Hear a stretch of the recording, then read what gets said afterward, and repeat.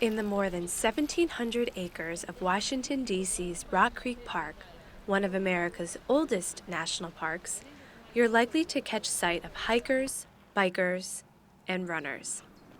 What you may have missed, however, are the park's horses, a tradition that dates back to the park's earliest beginnings.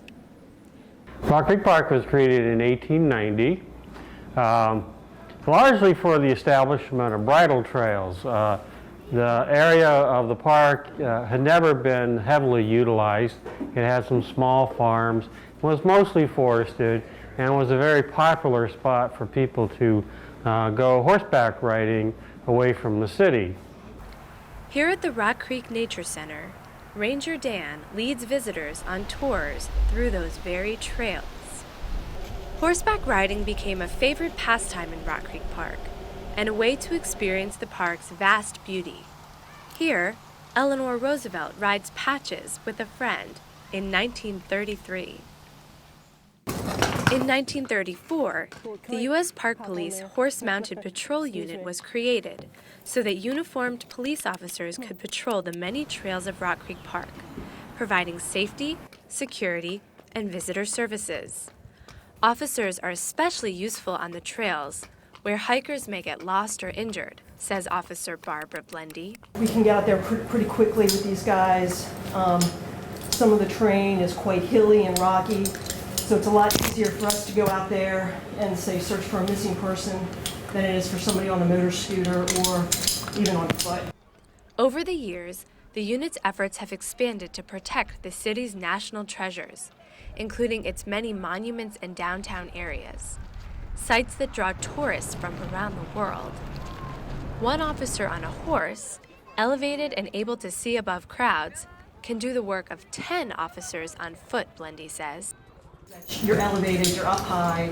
In a crowd control situation, we can see over the crowd if there's any problems, and we can readily, get to them. And by being up high, people can also see us. U.S. Park Police horses, of which there are now 23 and all donated, are housed at 5 barns throughout D.C., Maryland, and Virginia. Here at the H3 Rock Creek Stables, you'd never know you were in the middle of a major city. At H3, officers and volunteers train and care for the stable's horses and prepare them for duty on the trails and in the streets of D.C.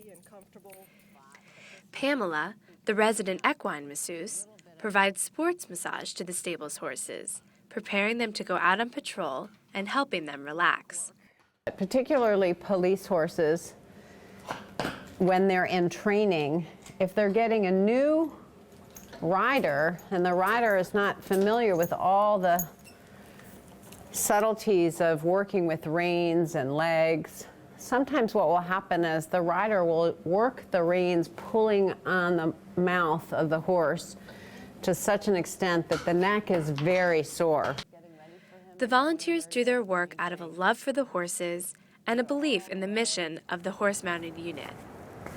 Some love the work and the horses so much that they find it hard to leave, such as Officer Watson, better known as Bullet, who began with the unit in 1969. 5 years since retirement, life is quieter than during Bullet's days as an officer. As a volunteer, he spends his free time here at H3, surrounded by the peace and quiet of the stables, helping out and caring for the horses.